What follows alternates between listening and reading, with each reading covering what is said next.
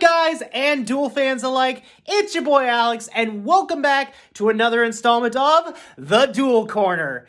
Of course, on the Brave Lionheart channel that you already know that. You already saw the title of the video, so you know exactly what's going on. So, yes, I am back with another Duel Corner video. I know it's been a while since I said I would do another one, and more specifically, if you've already read the title, then you know exactly what this is. Yes, today I am actually going to be reviewing a Yu-Gi-Oh series. More specifically, I'm actually going to be reviewing the latest Yu-Gi-Oh series that has actually graced us with its episodes and characters and stuff like that. This is going to be completely different from my typical reviews that I've done. If you guys actually have suggestions for shows you want me to cover for future videos, let me know in the comment section down below. And again, for my other videos, if you have suggestions for anime that you want me to review, let me know in the comment section, and I will try and get to that as much as I can. But right now, we're focusing on one specific show, and that, of course, is Yu-Gi-Oh! More specifically, like I said, we're going to be talking about the 7th series of Yu-Gi-Oh! Yes, you heard me, 7th, and I'll talk about that in a second. Which, of course, is happily titled Yu-Gi-Oh! 7s. Yeah, I kind of miss when Konami actually started naming the shows, or the studios that actually started naming the seasons. You know, something like that. Yu-Gi-Oh! 7s, as the title suggests, is the 7th installment to the Yu-Gi-Oh! Trading card game turned anime series by Konami. And honestly, I kind of was a bit skeptical when the trailer for this series dropped. Mostly considering what did get my hype back, of course, was the introduction of bringing back classic Yu-Gi-Oh! Monsters. Now, what I thought was that this is maybe a series that will possibly combine a lot of the characters from the other Yu-Gi-Oh! Shows, which, again, now that I realize that wouldn't really make much sense because a lot of the characters are from different timelines, though that didn't stop the movie Yu-Gi-Oh! Bonds Beyond Time for some reason. But surprisingly, this series is completely different, as the story follows a young elementary school student, which I will talk about that once I start the review, as him and his friends create a new way of dueling to help, basically get dueling back into the fun ways, because dueling was now boring, as they band together to take on an evil corporation that has pretty much ruined dueling for the rest of the world and its kids. So, like I said, this is actually going to be very different from the reviews I've done before, where it's the whole movie. I originally was only going to cover a few episodes, but I figured I'd do an entire review of the first season, and considering when I get into this review, there's not that many episodes to talk about, so we're probably going to skip over a major portion of it because there's a lot of filler episodes. I'll explain that once we get into the review. So, without further ado, let's get ready to rush Duel. I'll explain that in the first episode when we talk about it. Anyway, let's dive right into Season 1 of Yu-Gi-Oh! 7s. So, Season 1 starts off with the episode. I'm not going to remember all the titles of the episodes, so we're just going to go by episode numbers. So, the first episode begins with a giant robot walking through the city and kids enjoying it. And this happens to be a duel robot. And I know those actually have existed before in other Yu-Gi-Oh! Shows. Something like that, or excuse me. But yeah, this particular dueling robot happens to be an invention, or a road as he calls them, by a young boy named Yuga Oda. Or as most wiki pages would pronounce it, Oda Yuga. But his real name is Yuga. Yep, it's a time-honored tradition with Yu-Gi-Oh! Shows to name your main character with a Y in it.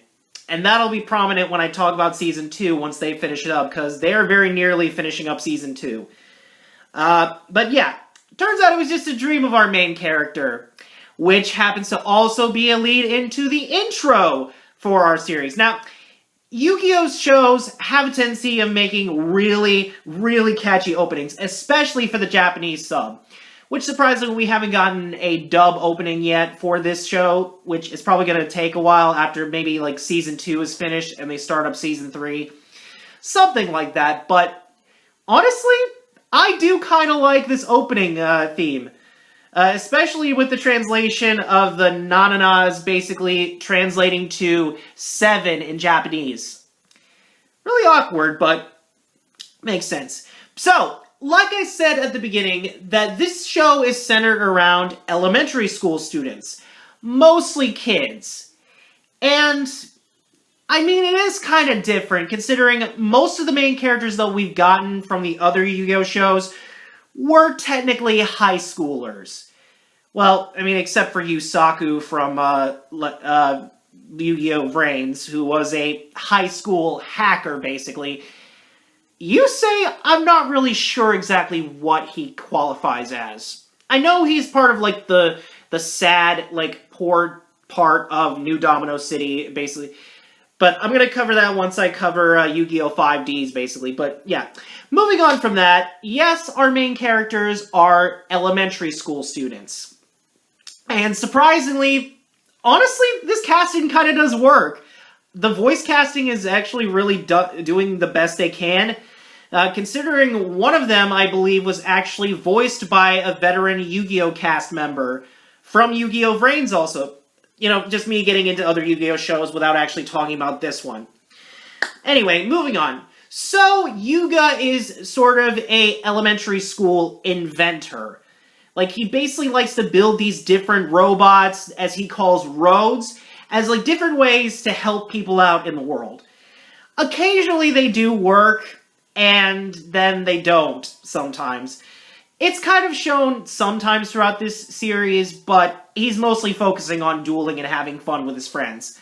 Speaking of his friends, we're introduced to 3 of his friends who are also part of the main cast. You have Gakuto, who is the school president of the entire school, and you have Roman, who is part of a band with her brother Roa, which we'll talk about in a sec. And their band name is Roa Roman. It was a slow day for their band coming up with names, I guess. And they're also introduced to a kind of new kid that's kind of new to the school, Luke, or Rook in the Japanese sub. Though I feel like when eventually they do dub this series, they are going to name him Luke, definitely. And Luke kind of has this weird power with machines as he tests it out on a Goha drone. Oh yeah, I forgot to mention, the name of their city that they live in is Goha City. Namely because it's owned by the Goha Corporation, who is sort of serving as a semi-villain-esque kind of a villain team, I guess, or something. Not really a villain team, just evil adults in general. Yeah, it's basically kids versus adults. Sort of, half the time. And, surprisingly, things aren't really going too well, considering the Goha Corporation owns everything. You know, clothing, food, economics, stuff like that. More specifically, they own the game Duel Monsters. And surprisingly, they have made it very, very boring for kids. Specifically, I think that's how the game is, particularly nowadays, with regular Yu-Gi-Oh! Dueling. But Yuga has an idea that actually could help the entire city. Basically by, you know, making dueling fun. By coming up with his own way of dueling called Rush Duels. And he figured out a way to install it. By going into an underground cave system that happens to be the home of a giant crystal that bit honestly is never really explained in Season 1. Sadly, they don't explain it again in Season 2 when I talk about that. But yeah. And it happens to house a man named Hologram Man. Now, particularly, when I saw this character, and I'll talk about this in a sec when he actually duels Yuga, for some reason, I'll actually talk about this character, you know, I'll talk about it in the finalization of when I think of the characters. Anyway, so, Hologram Man comes in and talks about, you know, the king of duels and stuff, and who has to come in and walk the right path. Now, when I first heard this, I thought he was talking about the king of games, which refers to Yugi.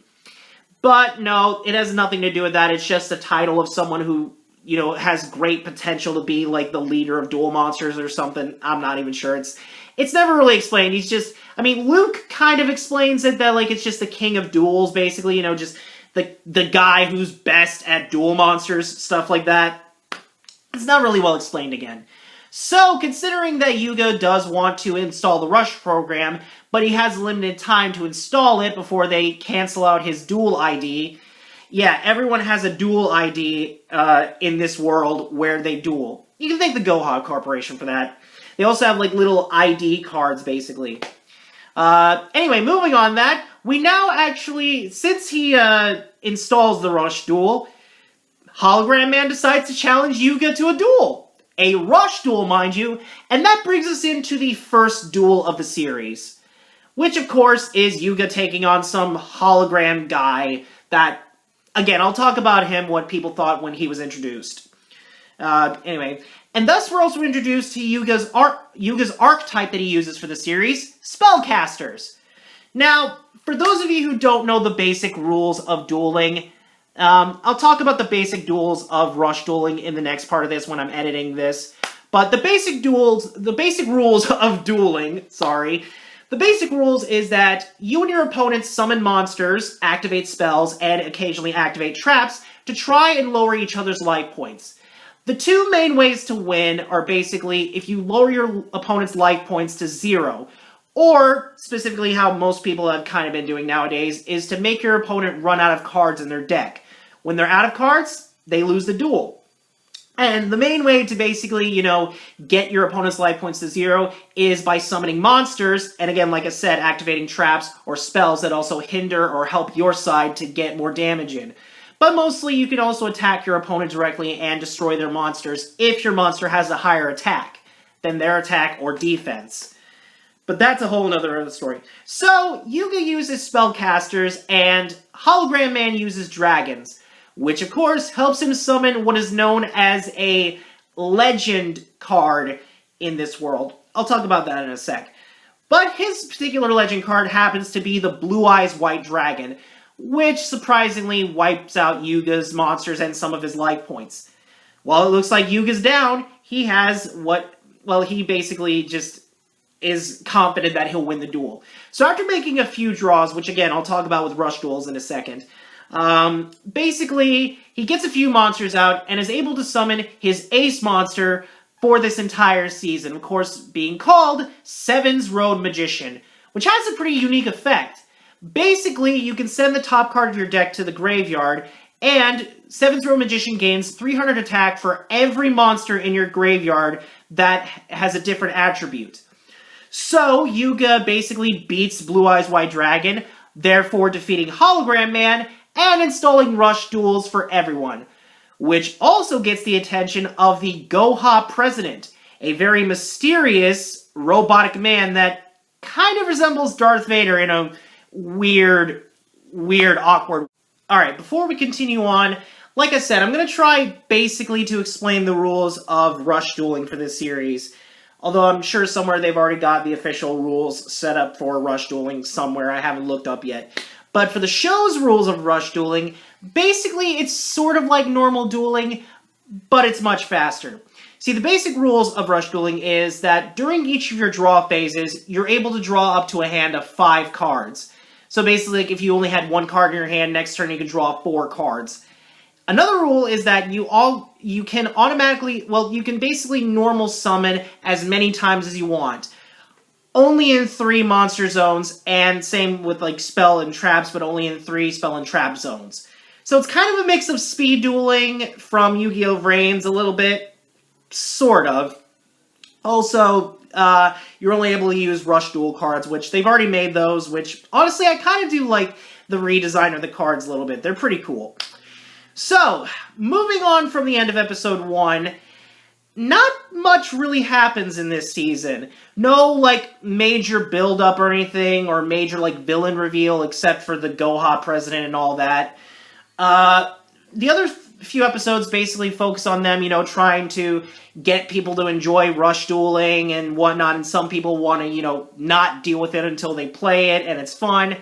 For the other, 3 episodes, Yuga actually goes against 3 of his friends. Though he loses to Luke in the 2nd episode, which counts as his first loss ever, pretty much at the start of the season, and it's in episode 2. But he manages to defeat the other 2 pretty quickly and get them to enjoy Rush Dueling. Luke basically uses a dragon deck.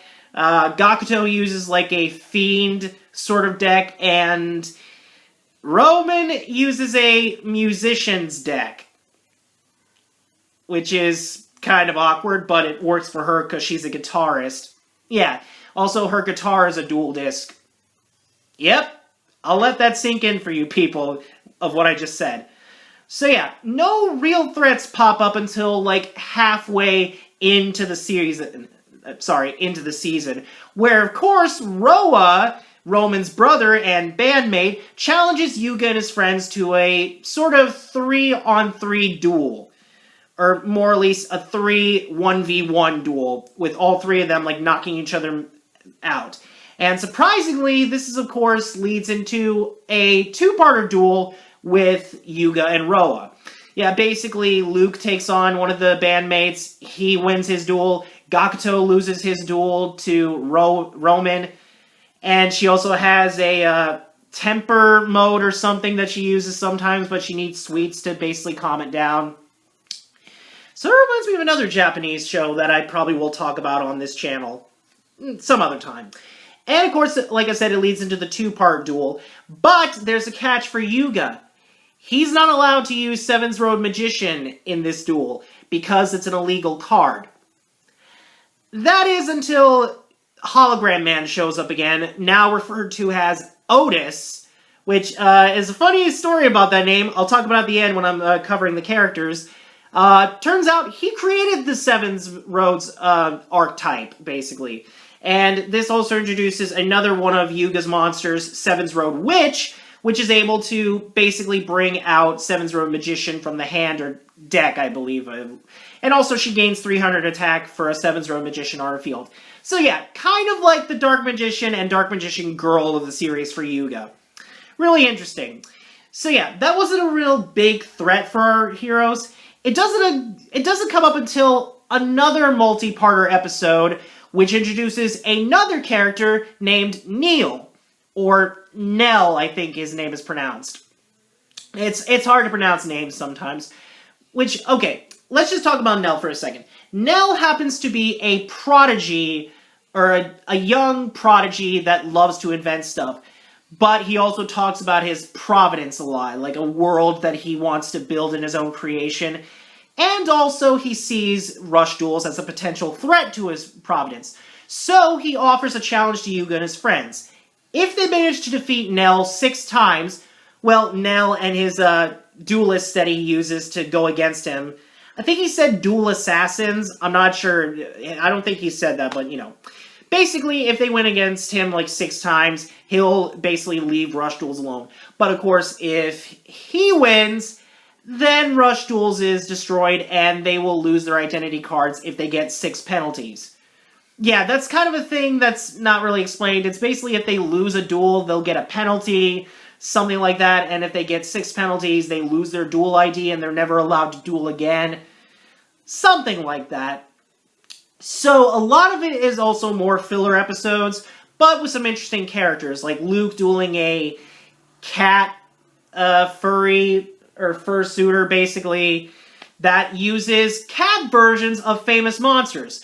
Like you got Blue Eyes Cat Dragon, Red Eyes Cat Dragon, and Odd Eyes Cat Dragon. Yeah, bringing back classic monsters, just making them cats. Yay! It's really awkward. It doesn't come until where Yuga is actually challenged by Nell himself in his own Providence world. Now, it does seem like that Yuga is winning the duel, even though, you know, Nell is doing some weird moves where he's able to draw cards. By the way, I should mention his archetype is not Cyverse monsters, it's actually Cyburst monsters. It's different from the Cyverse monsters from Reigns. Now, you may be wondering to yourself, why is Nell drawing so many cards?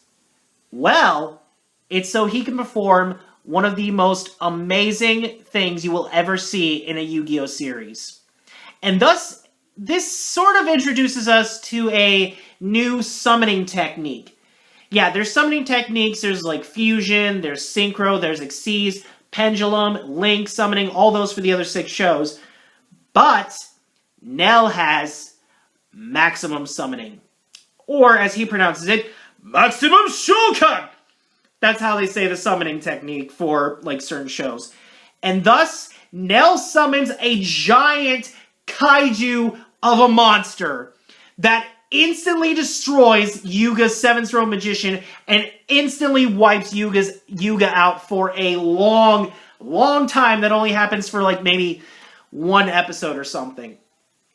Yeah, it's pretty hard times for Yuga. Now, like I said, Yuga is basically only out of it for one episode. It's not until his friends cheer him up by dueling Otis, who now uses Red Eye's Black Dragon, 3 of them. Yeah, see that, Kaiba? Joey's one-upping you with 3 Red Eye's Black Dragons. What are you going to say about that now? Probably still going to say he's a 3rd-rate duelist with a 4th-rate deck. Yeah, basically. And they end up going into, losing a bunch to him and they win against Otis, and that somehow gives them up to, like, close to 5 penalties, and if they lose one more time, you know how it works. So, Yuga now goes to challenge Nell as the final opponent.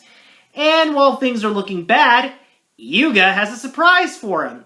He managed to create 3 maximum monsters so he could have his own maximum card. And thus, yeah, he basically uses his friend's identity cards as the maximum cards. Not sure how that works, but, he's able to do it because he's an inventor. Thus defeating Nell, and Nell basically saying that he loves Rush Duels now and wants to see their potential. Which he tells that to the Goha president, who is kind of excited, and he gets, like, more dialogue out of him. Yeah, most of the Goha's president's dialogue in the series is just him laughing or going, something like that. And surprisingly, the same thing happens to Yuga again in an episode where they're introduced to the Goha 7th elementary school students, who are part of the Machinery Club, which are led by their leader and glorious boss, Asuna, who kind of has a strong connection with her bulldozer that, surprisingly, when her and Yuga duel, also turns into a dual disc. Jeez, did the Goha Corporation just make any kind of normal object that can turn into a dual disc? Doesn't really make any sense, but hey, it's the world of Yu-Gi-Oh! Sometimes stuff doesn't make sense in it. Yes, she has, like, a strong connection with her bulldozer thing. I don't remember the name of the actual thing that it's called in the show. Again, it's been a while since I've seen Season 1. And surprisingly, it's not a shock to anyone that Asuna has maximum monsters, which Yuga easily gets over that after one episode and easily defeats Asuna and just, gets over it and they become friends, basically. Oh, they also duel the other 2 so they can, get out of this situation, basically. Something like that. So, you're probably wondering, well, does the villain actually show up in Season 1? No, but we actually do get a tournament saga. Well, barely a tournament saga, mostly. It's sort of a team battle royale thing to see who would become the king of the duels. And surprisingly, they skip over a bunch of fights, only getting like a few team battles in there. However, it does end up going into the final team battle. Oh yeah, after Roa duels the Goha president, who happens to be, also reveal, a robot head. That one of the secretary, or the Sixes as they're called, who happens to be a girl, basically befriends and, just gets to work with it to try and figure out what Goha's true intentions are for Rush Dueling, and basically, yeah. But enough about that. We actually get into the final team battle with Team Luke, consisting of Luke, Roman, and Gakuto, versus Yuga, Nell, and Roa. Yeah. It's a bad time for everyone, basically. But surprisingly, it works out pretty well, considering the fact...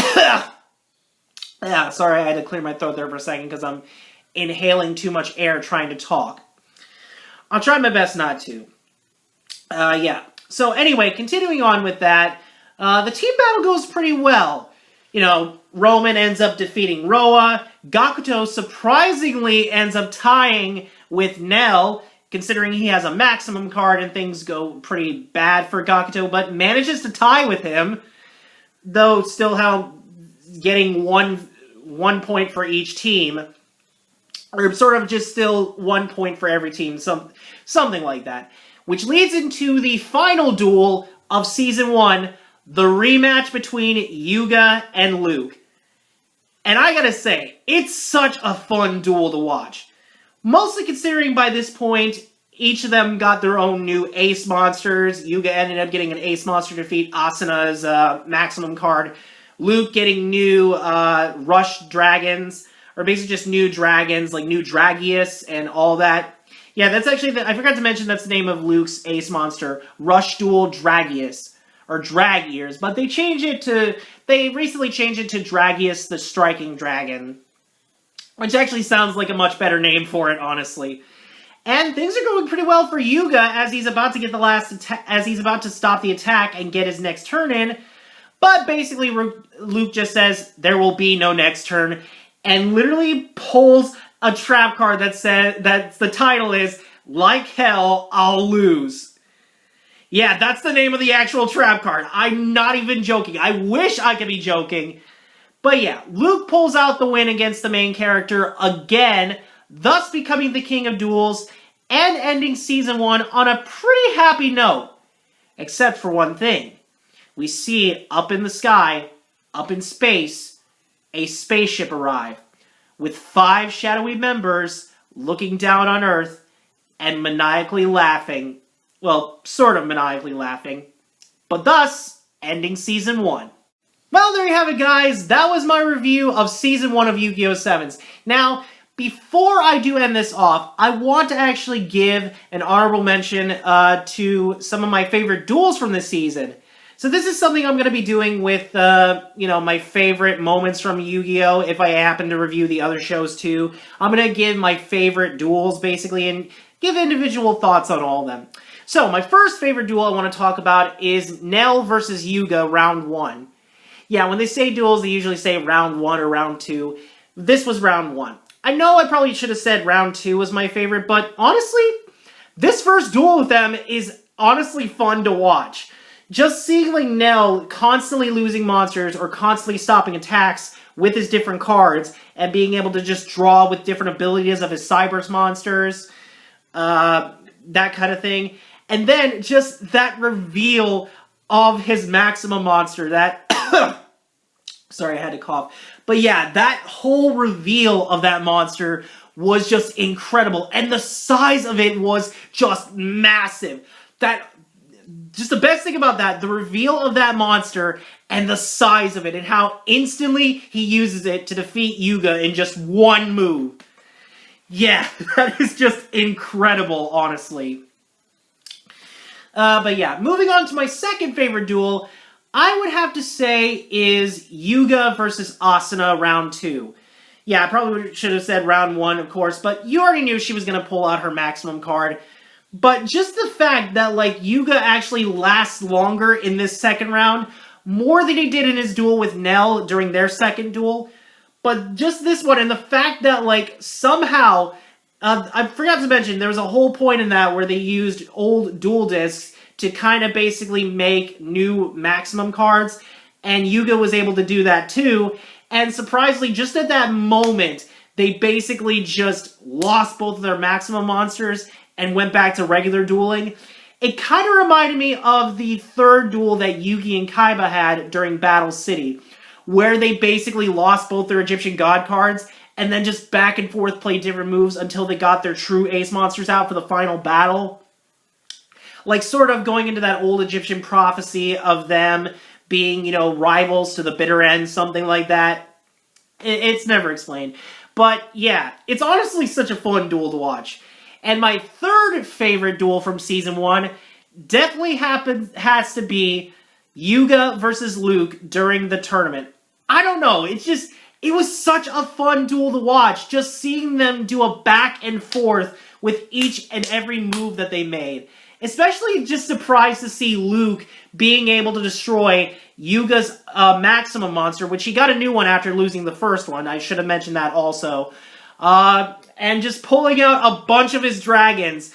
And that moment where you think, oh yeah, Yuga's gonna beat Luke and finally get his win. But no, Luke turns it around and gets a second win on him. It's just that surprising.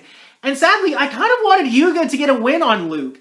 But it makes sense. They're not really rivals. They're just good friends that like to have fun, and it's no real stakes. I mean, except with Otis. I should have mentioned this, that Otis somehow rigged it so if they continue dueling, Rush Duels will be destroyed forever, and so will the Rush Duel robot, which somehow exists. That's never explained in the show. But yeah, basically, it's just a fun duel to watch, and I highly recommend you guys definitely check out those duels, because they are really fun. Trust me. Alright, final thoughts time. So, what are my final thoughts on Yu-Gi-Oh! Yu-Gi-Oh! 7's Season 1? Well, considering, like I said at the beginning of this video, I was very skeptical after the first trailer dropped for this show. But, surprisingly, this show honestly caught my interest so much. And again, me being a big Yu-Gi-Oh! Fan and loving the anime, and considering hating some of the stuff the other animes did with certain characters and episodes, I really do enjoy this series. Yes, I know it's a different oh, sorry. That was a weird burp. At least it wasn't a cough. But, yeah. I know it's a different animation style, and it's very different from the typical Yu-Gi-Oh! We're used to. But I really do love this show. So, let's talk about the good stuff of this show. I could talk about the bad stuff in it, but again, I probably want to save that for the whole when Season 2 is over, but, you know, we'll talk about Season 1. We'll talk about the bad stuff for Season 1.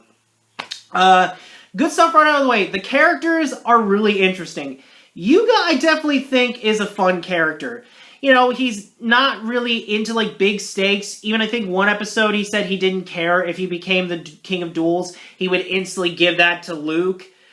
Surprisingly, I think he kind of let Luke win that duel just to give him that hype. And that makes sense, mostly. You know, he's just a fun, loving and caring guy. Cares about his friends. Cares about making his inventions, even though sometimes they don't work.